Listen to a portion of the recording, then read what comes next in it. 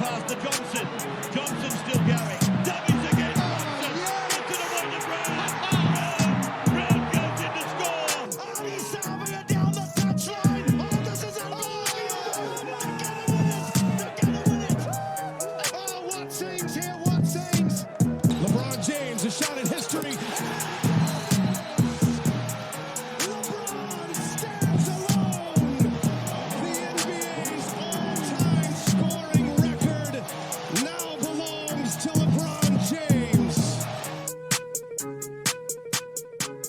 All right, how good. Welcome back to another edition of Surly Talk Sports. A huge podcast ahead for you this week. Man, is September sport just ticking every box at the moment, with the Sharkies ending the Raiders season last weekend, the Panthers getting a convincing win to advance through to their prelims as well. The Breakers, unfortunately, 0-2 start for them, had high hopes for them this season, but that is the definition of a Daryl Tuffy to kick off their year. With the Black Ferns going down to Canada, we had the Shield heading to Otago, as I predicted, and now Harbour get a chance to save their season and bring back the log of wood to its rightful owner in this weekend. Add to that, there's so much still to look forward to. You got prelim footy this week, Bledisloe Cup, Ranferley Shield, UFC Fight Night in Perth, the Ryder Cup, the Silver Ferns. You got the Black Ferns playing in a bronze medal game as well. So strap yourself in. Daylight savings this weekend as well, which means summer is basically here and silly season is just on the doorstep.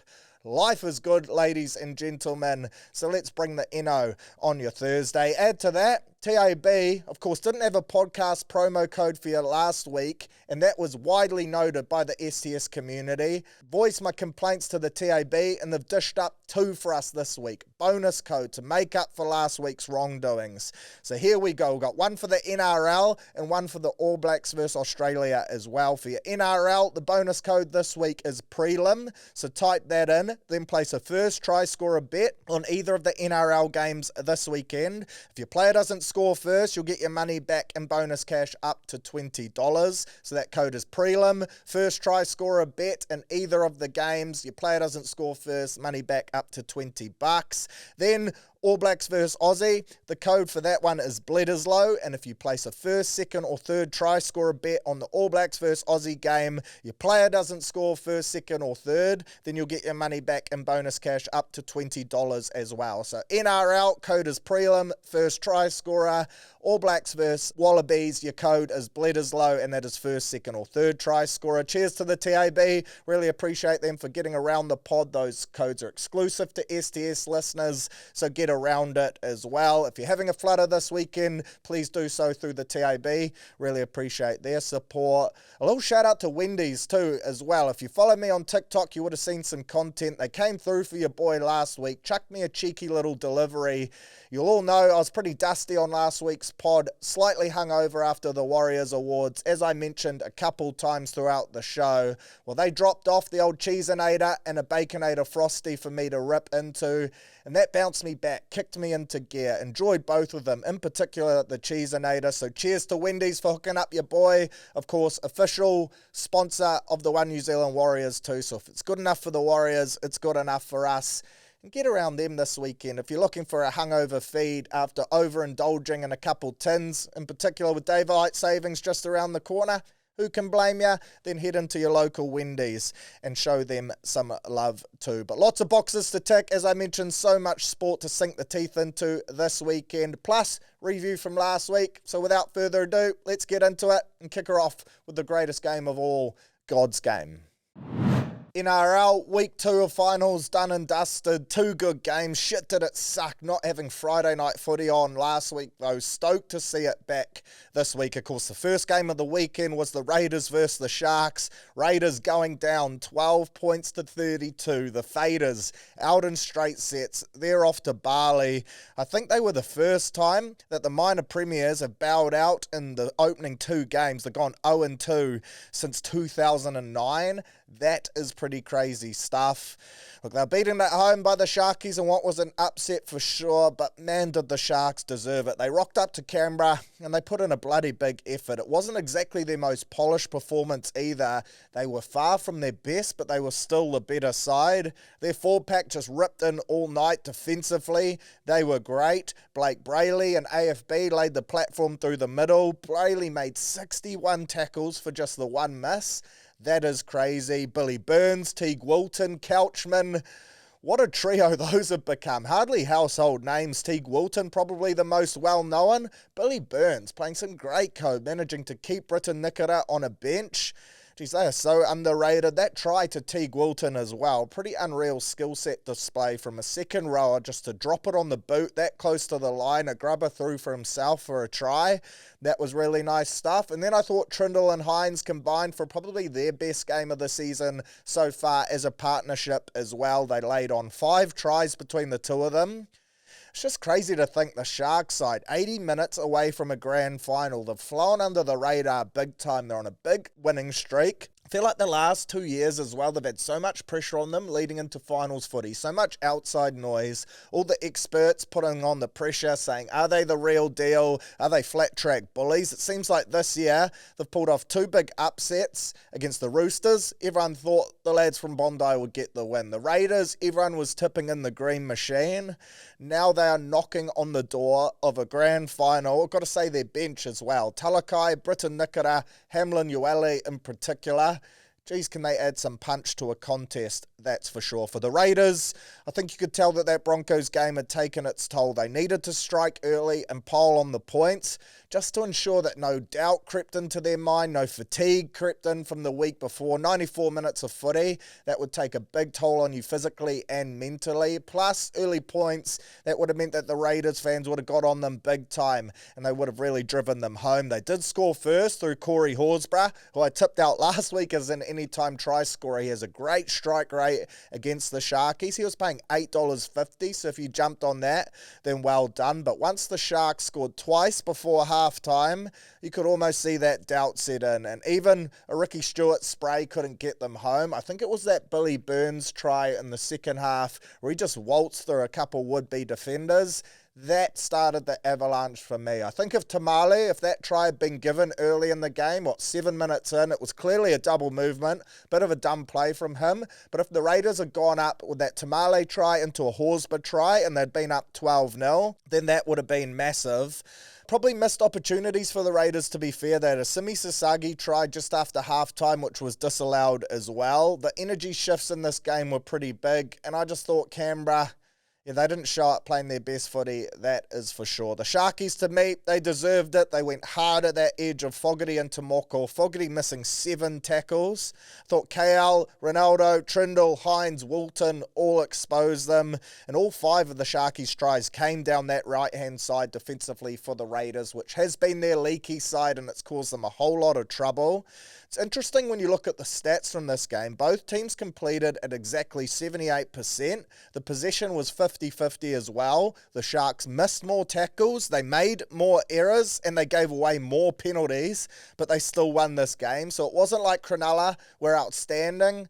For me, the Raiders, just a massive disappointment. A tough end to the season for them after a hugely successful year. And when you look at the season overall as a whole, you'd have to say it's a big success. Predicted to win Wooden Spoon. They go through, win the minor premiership. They have a great regular season. I think their regular season was a 10 out of 10. You could class it as that. Their finals, though, probably a 3 out of 10. Up by 18 or 16 points. 16, I think, with 20-odd minutes to go against the Broncos. They should have won that game. And then to put in a performance like this, pretty disappointing. 0-2 out in straight sets.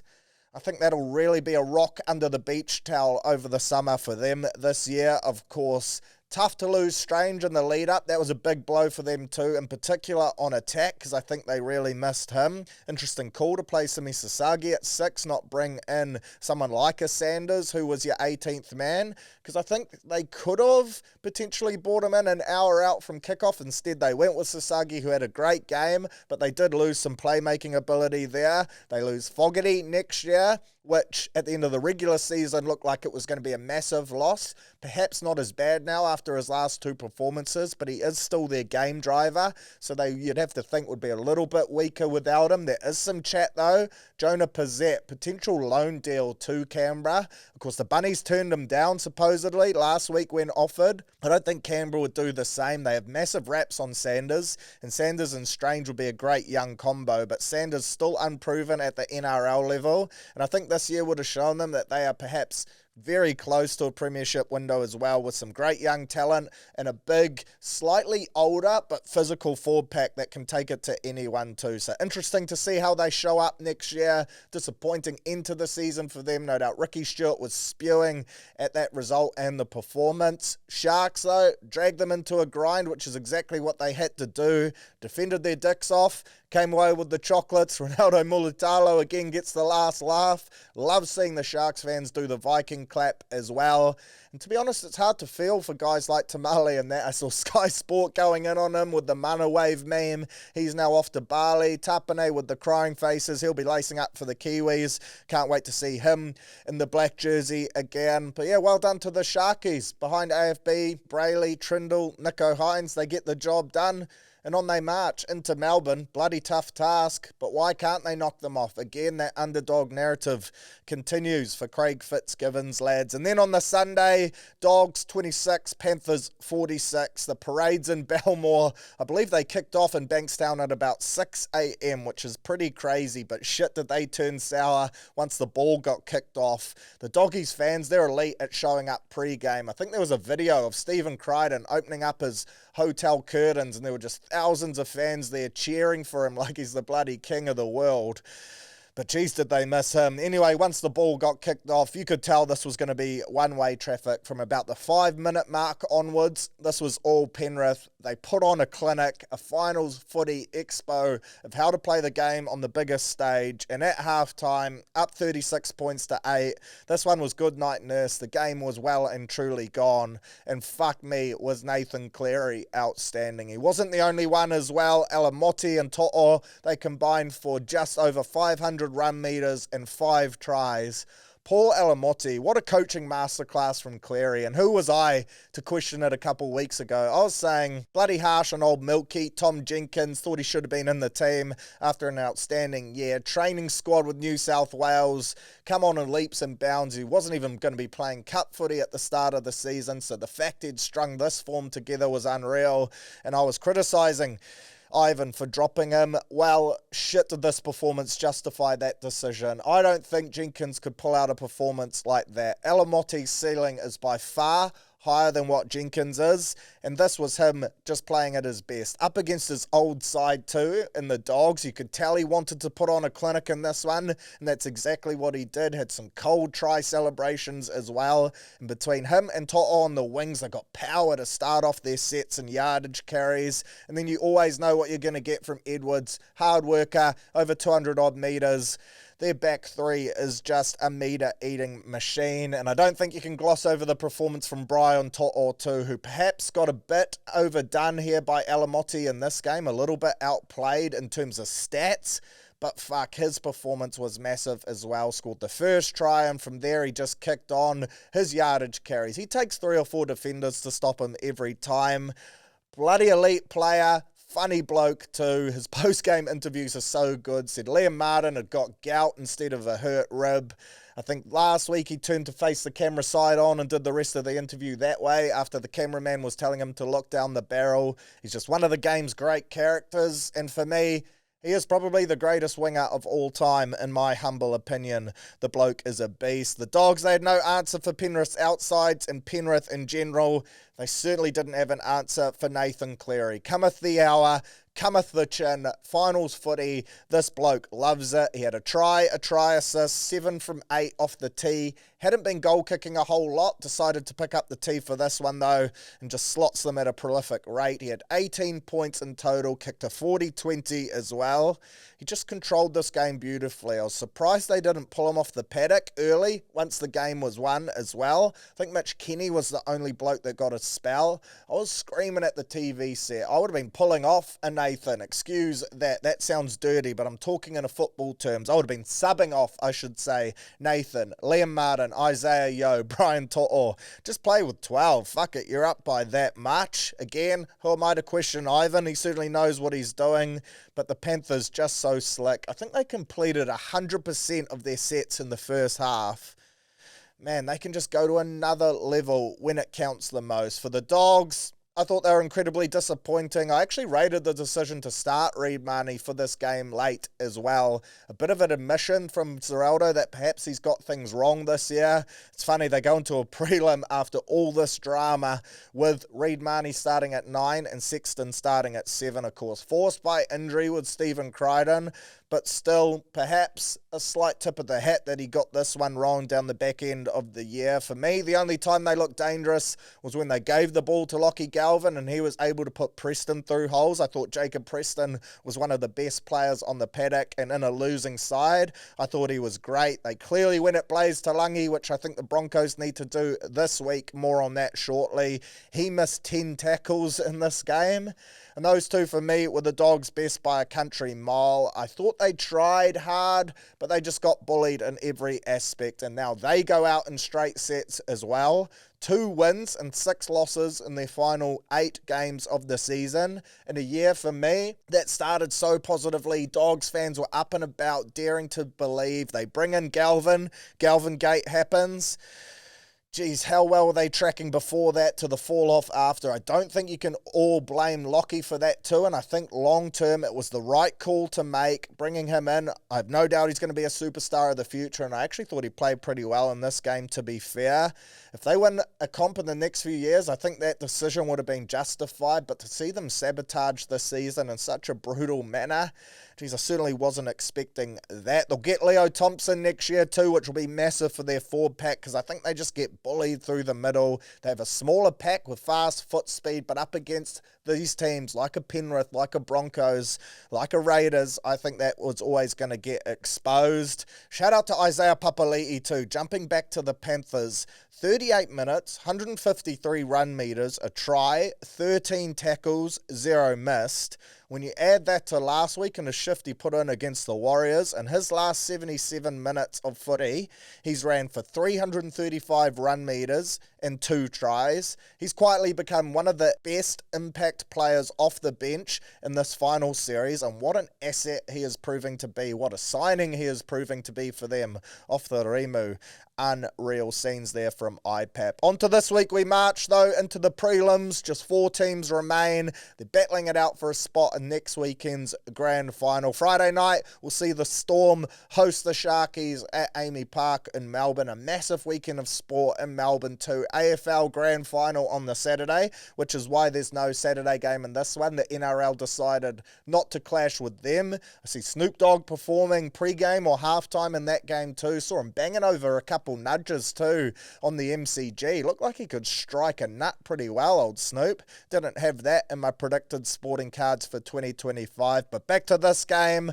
I'm actually excited for this one. I think both games are going to be elite. Obviously, the Sunday one is the lip licker and the one that will get bums on seats. But I still think this Friday game could dish up a bloody good arm wrestle. And there's some good matchups across the park too. You have AFB up against Stefano and Josh King. You have Blake Brayley up against Harry Grant. 2 hookers that I expect will make the Kangaroos squad this year for the Ashes. So I'm looking forward to that head-to-head battle. You got Hines and Tricky Trindle, probably in the form of their lives as a duo so far, taking on Munster and Hughes, who's been named to return. Then you got Ronaldo up against the Brick. 2 Kiwi wingers right there. So Ronaldo called himself Big Ron as well in a quote on the radio this week when previewing that matchup up against Warbrick. Really rate that, Big Ron. Hopefully that catches on. Nothing like a bit of self-belief and a self-given nickname as well.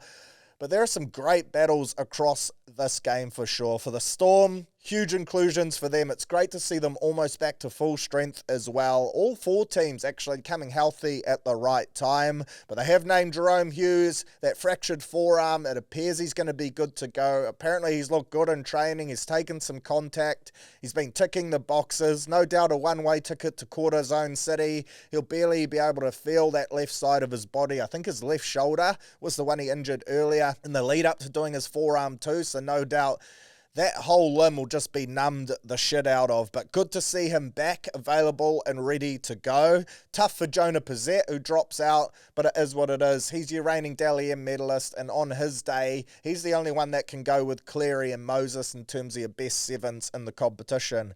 In my humble opinion, they also welcome back Ryan Papenhuyzen, back from concussion. So 2 of their 4 spy members come back in at the perfect time. Sean Bloor, he's also back from a fractured voice box, and he will take his place on the bench. Yeah, this is just great stuff for Melbourne. Nick Meaney back to the centres because of Pappy background. Anderson drops out, which is pretty tough. I think he's off to the Broncos next year, so he might have played his last game in Storm colours. Pretty strong 17 though for the home side. For the Sharkies, just the one change for them, so pretty settled too. Oregon Kofusi comes in for Tom Hazelton, who returned last week, then got concussion early doors. Only played 4 or 5 minutes, I think. So he is unfortunately sitting this one out for me. The keys for the Sharkies to compete in this game, they have to take on the Storm through the middle. AFB has to be exceptional for them, which he has been this year. He's been their big recruit, of course, off-season. He was all the talk of how much of an impact he would have on the Sharks pack, and he has 100% delivered on that one. Fears no one. He's highly feared throughout the comp too, and I reckon his late footwork and his physicality, skill set, he could really terrorise this Melbourne middle and the Storm side, who, while they're 9-3 at home this year, so 9 wins from their 12 games. They are 3-2 in their last 5 games. They haven't at times been that clinical Melbourne Storm. I can't remember a time where they've come into a finals series this low on form as well. So if there's a time you're going to ambush them, I reckon the Sharks will think it is now. Look, defensively, they've only conceded 14 points over the last 3 months as well. On average, per game, 14 points over the last 3 months. That is massive. If they can hold the Storm to under 16 points, they are well and truly in with a shot for this one. Another key for the Sharks for me too is to try and get in the Storm's head. I think if they can start strong and be in a position where guys like Ronaldo, AFB, can start talking some shit and they can frustrate Melbourne, then this game could get really interesting. I think it was round 11 where they bet them 31 points to 26 at Shark Park, and Ronaldo was just in Pappy's head all night. I think he ended up getting Pappy binned. You could just tell the frustration he was having. Ronnie was just chirping him. Mentally, he was into them.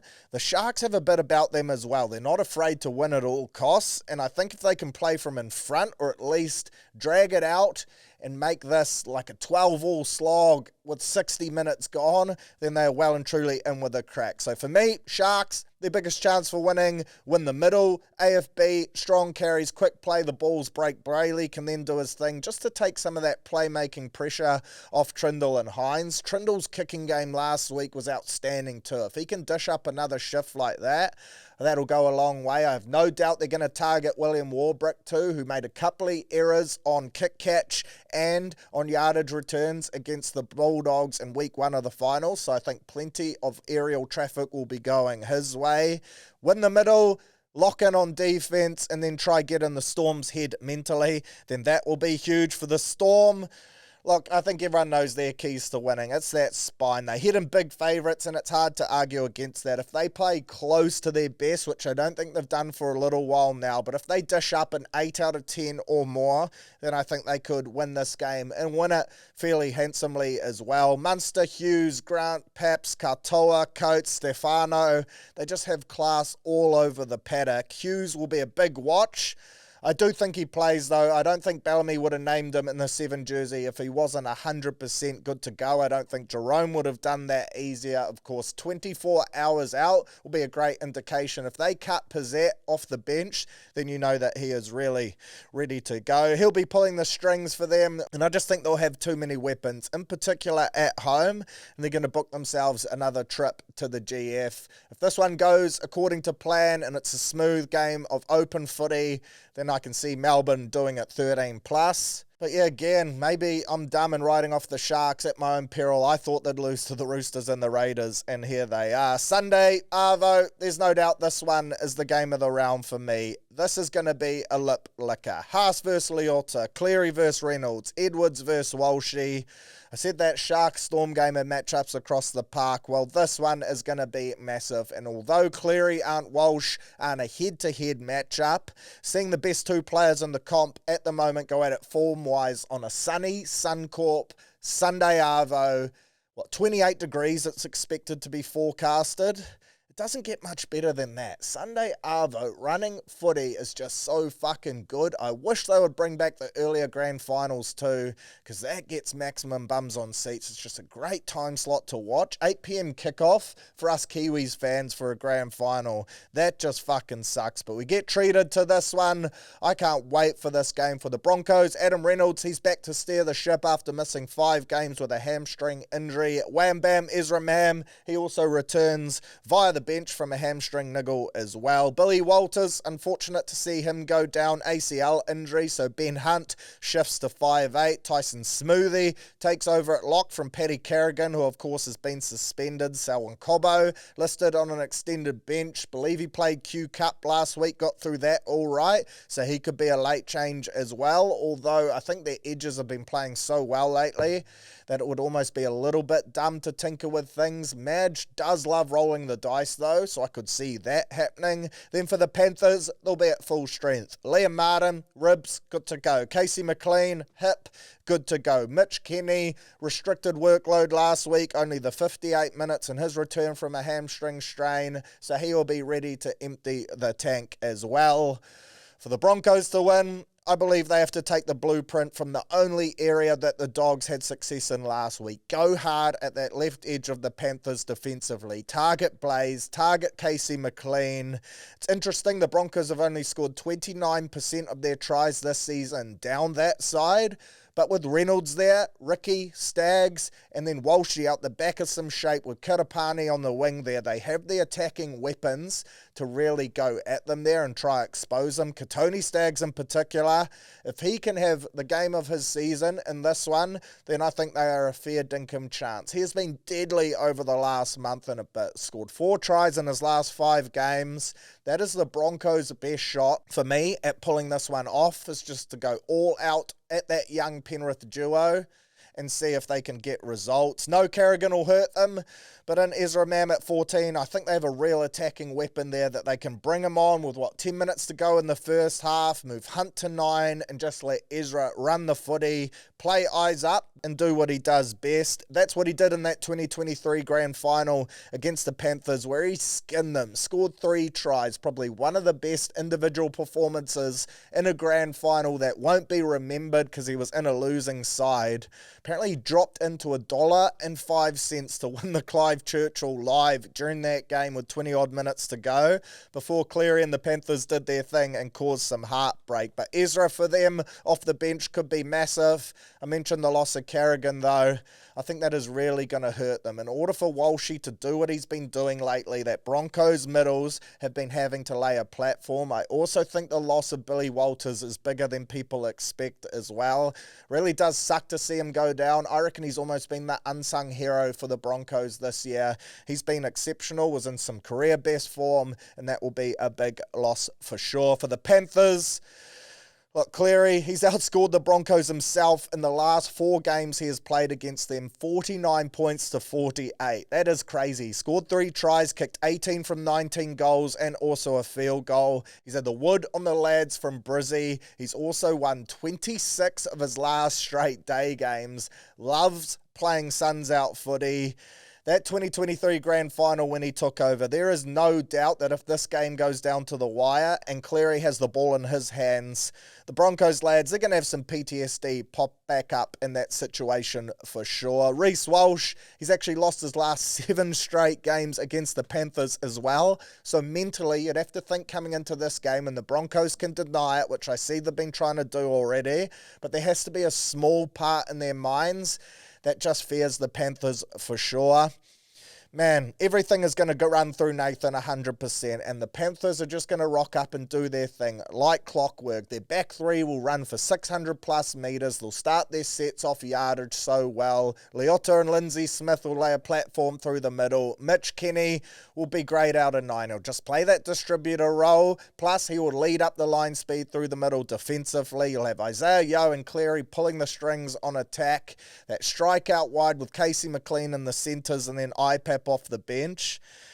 It's just so hard to tip against them. It's going to be an interesting battle of the kicking games because Adam Reynolds coming back certainly does boost the Broncos kicking game in that department. But I can just see the Panthers just methodically grinding them down. I think it's going to be a close game, and in the end, Cleary will step up on the biggest stage and get them the win. I've got Melbourne versus Penrith. I just can't see a world in which both of those teams lose, although I will note, interesting stat, the last 10 prelims have been won by the sides that have rested the week before, which is pretty crazy. So if Penrith are to get it done and Melbourne win, then that would make it 11-1. So that stat certainly suggests that Melbourne and the Broncos are your favourites to go through. Yeah, I just find it hard to tip against a 5-peat, which would be fucking crazy. And I actually want that to happen, to be fair. A lot of people have been asking me now who I'm backing, and I'm actually riding home the Panthers. If they can win 5 comps in a row after finishing round 12 and dead last on the ladder, that would be insane. The competition is literally designed with a salary cap so that teams don't go on win streaks like this. They've lost so much talent, some of their best players in their roster as well, not just guys that make up roster spots. They've lost Stephen Crichton, Matty Burden, Api Kotosal, James Fisher-Harris, Jerome Luai. I'm forgetting other names too. They're just not popping to mind at the moment. Viliami Kikau. These are some of the biggest names and best players in the competition. The fact that they've been able to lose guys like that from their roster, bring in Blaze Talangis, find a Casey McLean from their youth system. It is just crazy.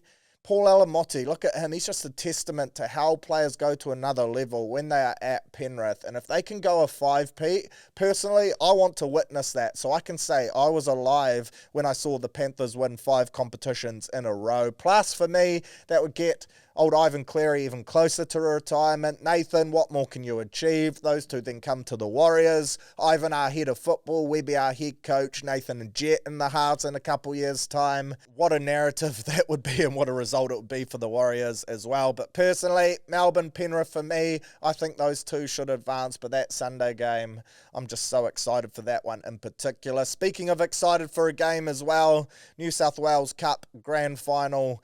How good the Warriors are going to be in it, taking on the Dragons. Well done to the lads, qualified via a 42 points to 14 win over Para on the weekend. Tain Tuapiki, that bloke is proper freaky. 198 run metres, a try, 3 line breaks, 3 line break assists, 3 try assists, 9 tackle breaks, 0 errors. He was massive at the back in this game. 7 of our tries went to our back 5. The only other went to Lukey Hansen, who was great as well. He finished with 2 try assists himself, and he's had a bloody good season. But this team is so stacked, and man, do I hope they can kick on and win the grand final at CommBank on Sunday night. They, of course, lost to the Dragons 2 weeks ago, so the lads won't be short of motivation.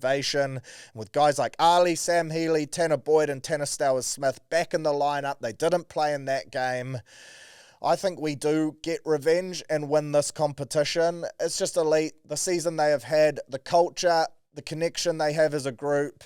I'd just love to see them get the job done. I do have a couple things to raise around the New South Wales Cup, actually. The first one, how the NRL has allowed this game to clash with the Broncos and Panthers game just makes no sense to me. They have 4 games of footy this weekend to sort the scheduling for. The 2 NRL prelims, plus the Queensland Cup Final and the New South Wales Cup Grand Final, outside of the NRLW finals, of course, but 4 games of men's footy all weekend, and they've found a way for 2 of them to clash. That just makes no sense to me. If one club was in both finals, it could have caused absolute chaos. Imagine if the Panthers, New South Wales Cup side, was in the GF, and then their team's in the prelim. Geez, that would cause chaos for sure. So I'm shocked that these 2 games clash, and that was a massive oversight from the NRL, in my opinion. The second thing I wanted to raise is how the Warriors can finish top and not get a home finals game. I think that is something that the New South Wales Cup and the NRL and New South Wales Rugby League need to look at in the future for sure. If they're going to allow us to compete in this competition, then we should be able to earn the right to play home finals games. I get that it is a New South Wales run competition, so of course they want it to be Sydney based.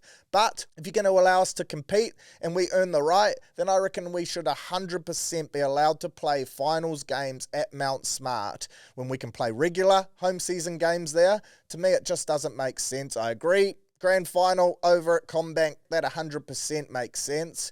It reminds me of the Harold Matts too, though. All these competitions, if the Warriors are good enough to finish top or finish in a position to host home finals games in the lead up to the grand final, then I reckon we should be able to. Imagine that game last weekend. I reckon if that was played at Mount Smart between the Warriors and Para, we would have got at least 5,000 plus to pack out that stadium and get around the lads. So it's just a real shame that this hasn't already been implemented already. So New South Wales Rugby League, NRL, whoever is listening, whoever needs to hear this message, I think they need to tinker with this a little in the future so that the Warriors Cup side can play home finals games in the lead up to the GF. Massive disadvantage for us, and when we have a season like we have and finish in first, we shouldn't have had to play any of these lead up games across the ditch. They should have all been played at home. So yeah, just something on my mind. Shout out to Moala Graham Tofa, Ed Kossi, Bunty Afoa and Tom Ali as well, who will be playing their final games for the club this weekend. Go well, lads. Hope you rip in. Up the cup, 13 plus. I reckon we get revenge for sure in a dominant display. So that's your rugby league. One last final topic, actually. Manly shitting the bed with this Tommy Turbo contract offer. I just can't see how this is happening. Apparently last week they offered him $850, happy to sign. This week they've gone to him and said, actually, would rather it was $750. You can't offer someone a job and offer them a salary and then go back and be like, look, we still would love you to take the job, but we're going to offer you less money. That is never going to sit well. Between this, the DCE saga, them missing finals footy, Seabold, players supposedly not liking them, they're an absolute shambles off-field, and with a club stacked with so much talent, shit do they need to have a big off-season. Apparently they've signed Adam O'Brien as their assistant, of course, the coach who led the Knights to Wooden Spoon, so I can't see how that is a positive, but yeah. Scenes at Manly at the moment. I hope Turbo stays, but if he does leave, which I can't see him going to the Super League personally, he's way too good of a player to do that, and I think he's just using that threat as leverage to try and get Seabold and co out of the club. But if he does leave, they've only got themselves to blame. Manly, sort your shit out. But up the cup, up the Panthers, and up the Storm. I want to see that as my grand final. As controversial as it is, I see people not wanting it. I want it. The 2 best teams in the comp, in my humble opinion, going at it, hammer and tongs. I think that one would be an absolute doozy.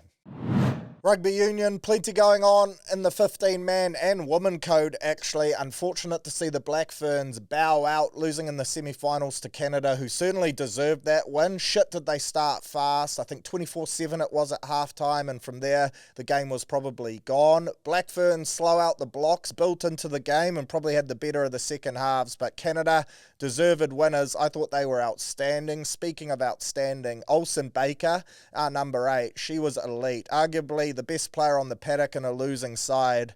She is such a talent, man. It sucks to not have Georgia Miller out there. I think we certainly missed her.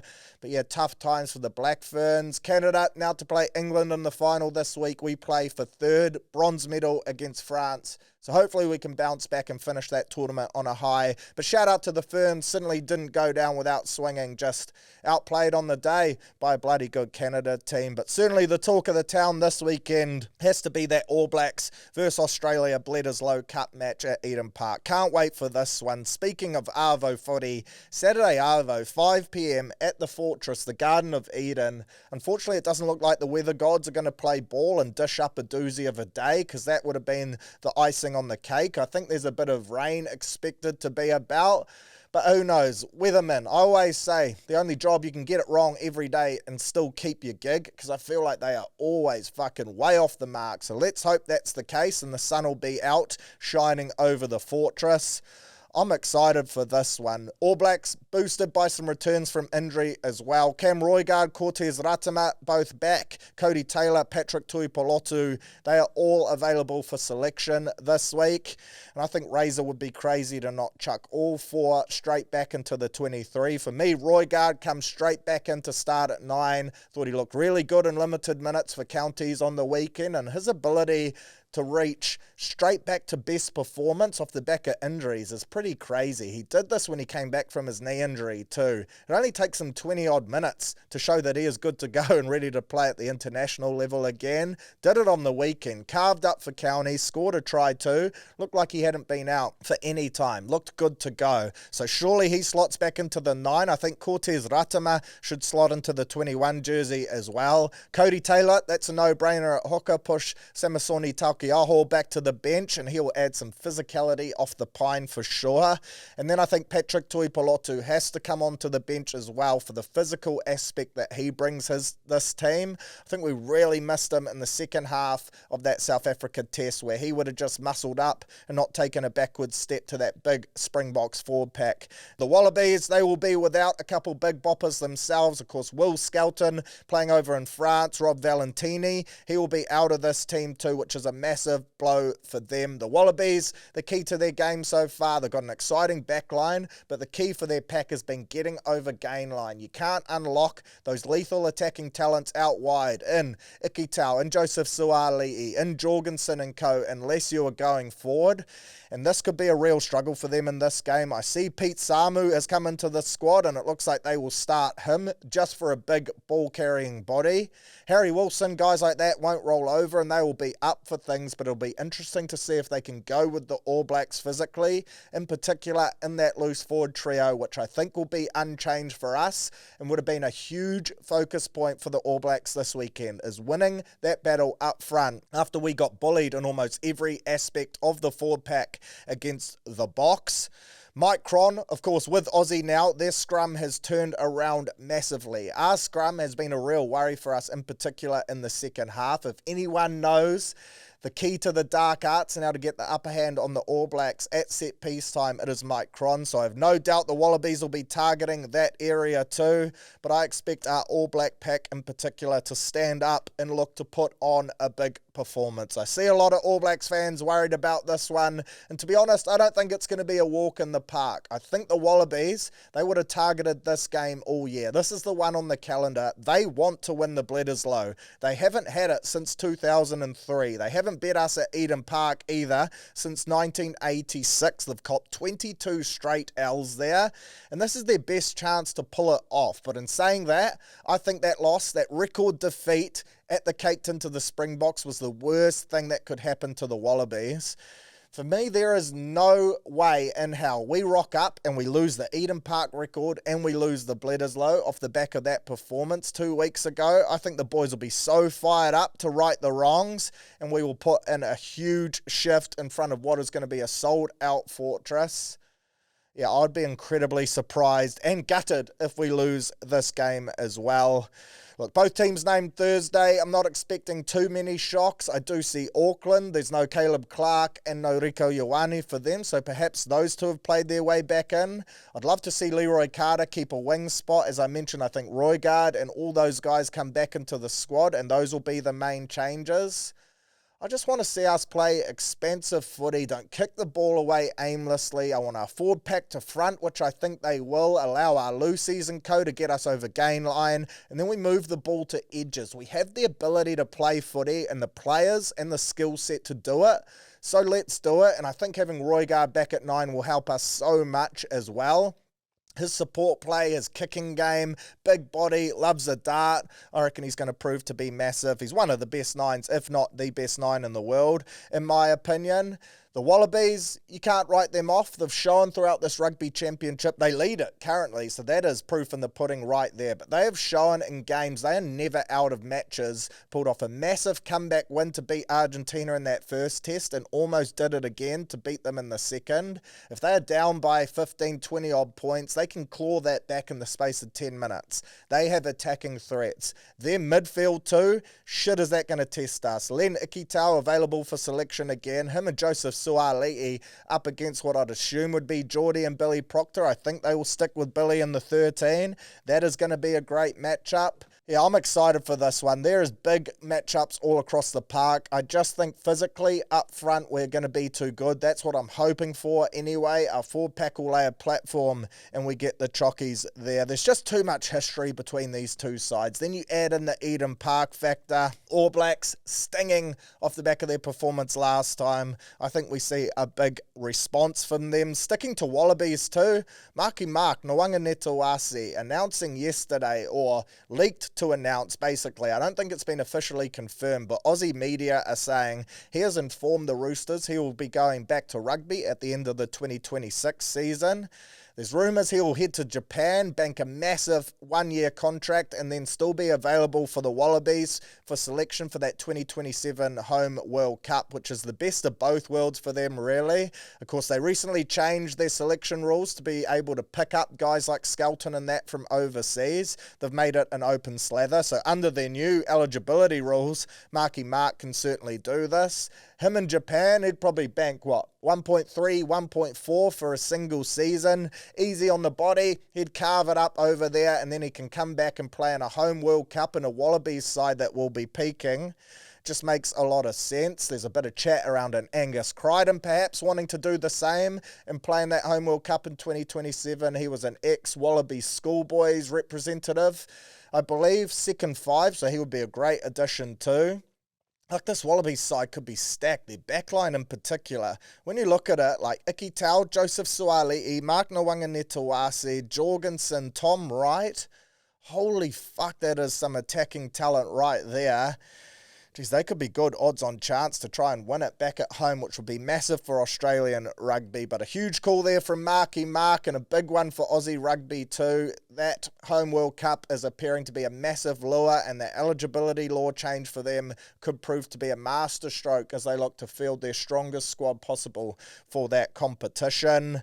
NPC, round 8, dished up some big results. Taranaki too good for Hawke's Bay. Josh Jacob, outstanding in that one. Counties, they smoked a stacked Auckland side who had Rico Ioane and Caleb Clark in the back line.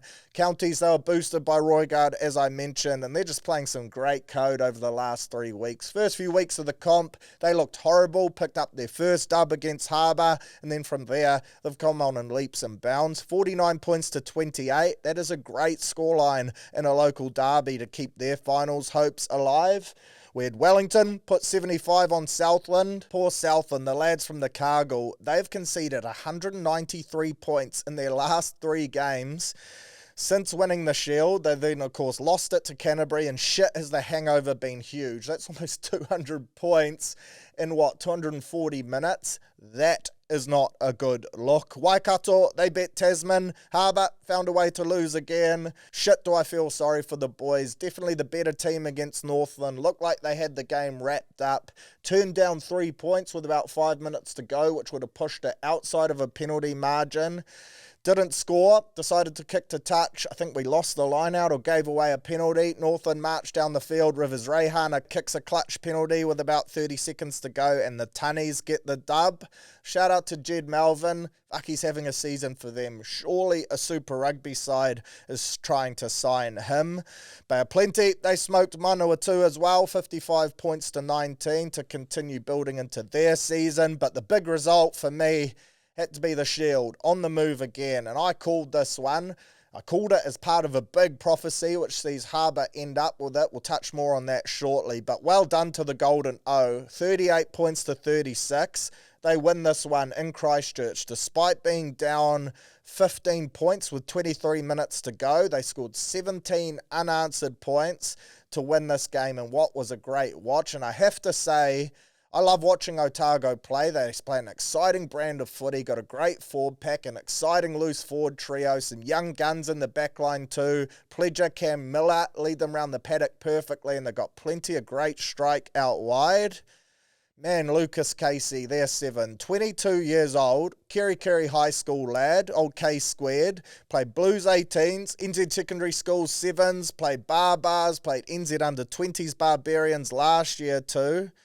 Man, does he have a future on him. He's played 13 games for Otago and scored 7 tries as a flanker.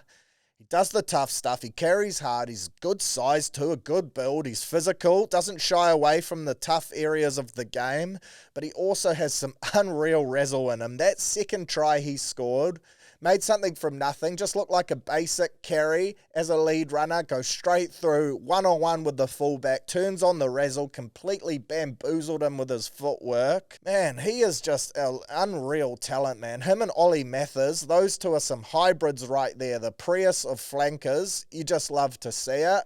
This bloke, if he doesn't pick up a Super Rugby contract, the Highlanders should be knocking his door down to sign him right now if they haven't already. If he doesn't go to them, surely he ends up elsewhere. Man, I could see him being an All Black 7 in the years to come if he keeps this on. His ceiling is massive. I just reckon he ticks every box. So shout out to Lucas Casey. Proven to be a heck of a footballer for them. But well done to Otago. They lift the log of wood. Scenes post-game too. They reenacted the old Kurt Baker naked photo on his shoulders with the Shield. Love to see that. I saw the women did it too with the Wharapara Cup Championship Division Trophy after they won that. So a massive weekend for Otago Rugby. No doubt Castle Street got torn a new one on Sunday night. Power rankings at the end of the round 8. Of course, only 2 rounds left to go. I've got Tasman dropping to 6th after their loss to Waikato. Got Hawke's Bay in 5th, Bay of Plenty in 4th, Taranaki in 3rd, Otago in 2nd, and Canterbury for me still hold on to 1. Just their first loss of the season, so a bit overreactionary if you take it off them after that. This week, tonight, Hawke's Bay will take on Auckland. I like them to win that one. Tasman, I think they'll beat Southland in your Friday night footy. Saturday, 2 games to lead us into a great game of code. Of course, you got Taranaki taking on Wellington at 2:05 p.m. That will roll straight into the All Blacks, but the main event for me on Saturday has to be that 1:05 kickoff, a Shield challenge at the Sistema Lunchbox for the mighty Harbour Heat. Get up the lads. I've been calling this one for weeks. I've said we would head into this game winless, 0-8, but that we would go down to Otago, pull off the upset, and all of a sudden, everything that's happened in the season before this no longer matters, and this Harbour season will be remembered for a famous Shield victory, only the second time we would lift the log of wood in our proud history. A quick up yours to Air New Zealand. If you're listening, I'll turn that round and promote the shit out of you for the rest of the year if you can hook your boy up with some discounted flights. $900 return flight to Otago. 2 dunners. That is ridiculous. I'm not sure if it's bloody Rio week or something down there for the students in Dunedin, but shit, is that a crazy price? You can get to Sydney for cheaper than that. So surely some discounted rate for the Harbour Heat. The old furnace, the fan club to get down there, all 4 or 5 of us. I'm 100% backing the boys to get the job done. That is mainly heart over head. There's no doubt Otago are the better team, but I reckon we live for this. We get the job done. Teams not named at time of recording. Would love to see a Patrick Pellegrini play for us returning from Tonga. That would be a massive boost. I think he might be available too, back in the country. Please name him. But regardless of the team, I'm just going to tip on my heart there. I think the Heat lift the shield, and that'll be scenes. Massive bender. I'll be drinking through till at least Tuesday with the boys if they get the job done on that one. But get up Harbour. Then on Sunday, you have Bay of Plenty playing Waikato, Counties playing the Turbos, and Northland taking on Canterbury to round us out in the second to last week of the competition before finals footy. So plenty of rugby to sink the teeth into this weekend. All Blacks, Black Ferns, NPC, Ranferley Shield, get up Harbour and enjoy your 15-man code. Carmichael punt time, had a decent weekend last weekend, tipped out a couple of winners, so hopefully we can keep that going again.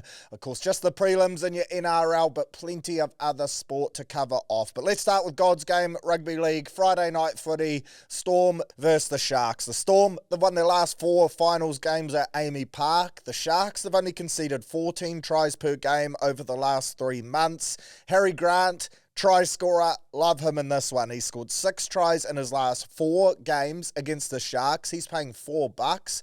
I reckon that's a great bet. William Warbrick, 3 tries in his last 3 games against the Sharks. He scored in his last 2 games this season as well. He's at $2.15.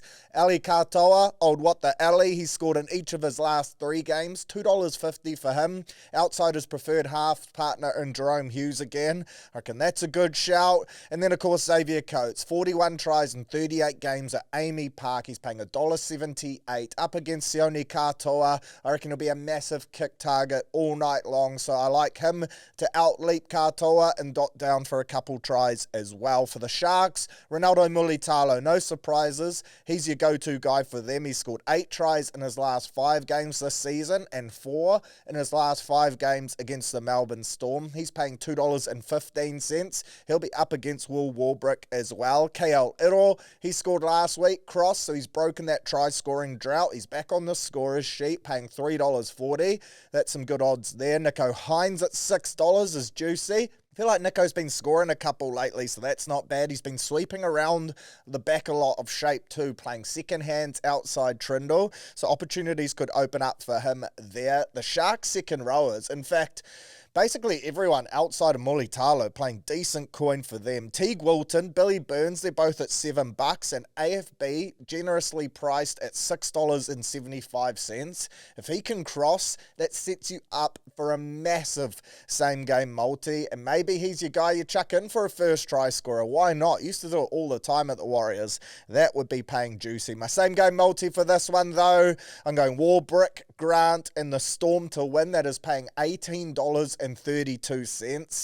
I just think Melbourne are going to be too good, in particular at home. Friday night footy, AFL Grand Final on Saturday. There'll be a sick atmosphere. Melbourne will be popping off, so I'm going to tip them in. Unfortunately, I think the Sharks' hot streak is going to come to an end. And then on Sunday, this one is going to be massive. Broncos versus Panthers. There's been some massive multis hit over the last couple of weeks at the TAB too. Seems like every week now we see a same-game multi where someone's put, $5, $10 on it and returned 50K plus, and I have a feeling they've all been Sunday Arvo games, and this one screams a lip licker and try scorers too. So fingers crossed those results can continue, and hopefully, I'd love to win one of those. I saw a guy $750 into $72,000 on the weekend. That is crazy. Hopefully my time will come soon. If that happens, I'll be straight off to Europe, Ibiza. You won't hear from me for a couple of weeks. I won't tell everyone I've won it, but there will be signs, that's for damn sure. Hopefully it happens in this game, though. Broncos, Panthers. Broncos have won 9 of their last 10 finals games at Suncorp, so there is a positive stat for them to lean on. The other stats, though, they suggest Panthers are your go-tos. Nathan Cleary, he's won his last 26 day games. As I mentioned, they've also won their last 14 straight finals games. They are in crazy form when it comes to finals footy. The Broncos have scored 128 points in their last 3 games at Suncorp. So, a couple things for Madge to lean on there. For your try scorers, Panthers, Brian To'o, 17 tries in 17 finals games. He's scored 3 in his last 5 games against the Broncos. He's at $1.73. Paul Alamotti on the other wing, he's $1.77 to dot. Nathan Cleary at just under $4. I reckon he's a good shout. Come the bigger stages, that's where he stands up. 2023 Grand Final like. And then for your value play, IPAP, $5. 3-game try scoring streak. ride the ex-Warrior home for the Broncos. Reece Walsh, the hot boy, the plumber, the toilet water drinker. 6 tries in his last 5 games. $2.10 for him is juicy stuff. Then you got Katapani out on that wing. I love that edge. He's on a 5-game try-scoring streak. He's paying $2. Staggs is my guy here though. 5 tries in his last 5 games, paying $2.60. Running at Blaze and at Casey McLean, like I mentioned. Him, Jordan Ricky, he's my Larry shout at $6.50. That's his second rower. I reckon they got to throw plenty of traffic down that side. Ricky $6.50, Staggs $2.60, Katapani $2. Those are my best options for the Broncos. My same game multi, I'm going to go To'o, Staggs, and either team 12.5 or less at $6.47. I do think the Panthers win though and get the chocolates in a tight game. Something to look at as well. I mentioned it last week, either game to go to Golden Point. Certainly didn't hit, but I could see either of these two, probably the Sunday game going there. That's listed in your week 3 final specials on the TAB app. $8.25 you can get for either game to go to Golden Point. Why not? Prelim footy, you expect everything to tighten up. I reckon that's a decent shout. I spent $10 on a whole lot less. For your footy, All Blacks, Rugby Championship, they're paying $1.20. Aussies $4.40. That is crazy. All Blacks 1-12 at $3. The line is 11.5. Of course, teams haven't been named, but I'm a little surprised that All Blacks 13 plus seems to be the unanimous decision by the punters. I do think we will win. I can see a world where it's close, though. The Wallabies, they will miss a couple enforcers in their forward pack, but still they've got plenty of strike, and I just reckon they'll be so up for this one. So All Blacks 1-12 at $3 screams to me as a bit of a value play. For my TAB code, first, second, or third try scorer, remember the code Bledisloe, first, second, or third try scorer bet in this game. If it doesn't hit, you get your money back in bonus cash up to $20. You can't go past Will the Thrill. I'm assuming he's going to be on a wing. If not, he'll be at fullback, his preferred position. And either way, he's a great try-scoring bet. If Leroy Carter is named, I like him as well. And Cam Roigard, assuming he gets the start at 9, he's always a great shout for a try-scorer. So those 3, probably my preferred options for that. Springboks, Argentina. I like the box. They're $1.12 favourites. Argentina, $5.75. The alternative start, 16.5. I reckon that's way too high, as is Argentina head-to-head at $5.75. I give the Pumas a chance. I think the Box will win, but it will be close. So Argentina plus 16.5 at $1.90 you can get for it at the moment. I reckon that's pretty good punting, eh? Gone are the days where the Pumas rock up overseas and get pumped. They can travel well now. They just bet the Wallabies over on Australian soil, so they'll be confident about that. They bet the All Blacks in one of their games. Their home game out of this head-to-head matchup against the Box is in Twickenham for some reason. Don't rate that decision. So I think they could be up for this one. Let's see what team Rassi goes with. But I don't mind the Pumas. Plus 16.5 is what I think would be a pretty good option, a safe-ish option to get some value out of this game. NPC tonight, Hawke's Bay, I think they beat Auckland. Friday night, I think Tasman will pump Southland. Poor old Southland. Saturday, I like Taranaki to beat Wellington and Call Me Dumb. I think I'm running on pure belief here, but Harbour 1-12, $5.75 to steal the Shield off the Golden O. I'm going to be jumping on that for sure. Sunday, Bay of Plenty, Counties, Canterbury, those are my 3 winners from this one. I don't mind Northland in a point start against Canterbury as well. $5.50 for me head-to-head when they're at home against the Canterbury side that'll be stinging after losing the Shield. I think that is too much, although Red and Blacks, if there's one professional outfit that you expect to just click straight back into gear, then it would probably be them. So Hawke's Bay, Tasman, Harbour, Bop, Counties, Canterbury, Taranaki, those are my winners for the NPC this weekend. UFC, look, Navajo Sterling and Carlos Olberg, those are our 2 big scrappers on this day. We've got 5 Kiwi fighters, I believe, with Michelle Montague in the mix as well, repping for the women. But Navajo, he's at $1.42 to win. Olberg, $1.40 to win. At this stage, method of victory options aren't up at time of recording. So if you just want to jump on them head-to-head, that is the way to go. Of course, Fight Night card too, free to watch. Have to love that. So those 2 are my single plays. Then for a 4-legger, I went with the 4 Kiwis, Navajo, Carlos, the Balkan Bear and Michelle at $4.17. I left Cammy Ralston out just because he is a 225 underdog. First fight in the UFC. Did the bright lights get to him? I certainly hope not. Would love to see him win. And he could be a nice little single play bet there too. If you chuck him in on a give him a taste of Kiwi 5-leg multi, then that would be returning generous. Almost $10 you'd think. So that could be the way to go right there. But 2 single bets, Nav to win, Oldberg to win, and then a 4-legger of Navajo, Carlos, the Balkan Bear, and Michelle Montague at $4.17 for your old Perth fight night card.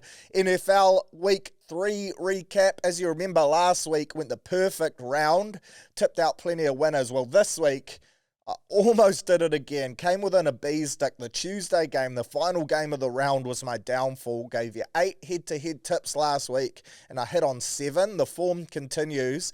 I'm now 20 of 22 on my NFL head-to-head tips so far this year. Ravens, unfortunately, couldn't beat the Lions, so that was my loss. Another Derrick Henry fumble proving incredibly costly for me on a multi. This week, though, looking to run it back and go the perfect round again, or bloody close to it. I think the Bills, they will pump the shit out of the Saints. Get good on Cook for multiple touchdowns in that game as well. I can see that being a high-scoring affair. I like the Texans to beat the Titans, the Chargers to beat the Giants, the Niners to beat the Jags, Packers, I think they bounce back and beat the Cowboys in what will be a big new rivalry game. Micah Parsons up against his old team. I like the Broncos to beat the Bengals without Joey Burrow at quarterback. Then my upset of the weekend, I like the Buccaneers, led by my boy Baker Mayfield, to beat the Eagles, hand them their first loss of the season at $2.55. To me, the Eagles, they showed some cracks on the weekend. They got lucky to nast that win. Good teams find a way to do that, but I think the Buccaneers are a good team too. 2 undefeated sides going at it. $2.55 for the Buccaneers to win. Why not have a swing on that? Get up, my boy Baker. Other sports to bet on this weekend: Breakers, Ryder Cup, Black Ferns. There's plenty. If nothing tickles your fancy this weekend, then I can't help you. Plus, you've got your racing too. So go well, bet with confidence, bet responsibly, and I wish you nothing but green ticks on bet slips this weekend. And hopefully we can have a Sunday NRL fill up. How fucking good would that be?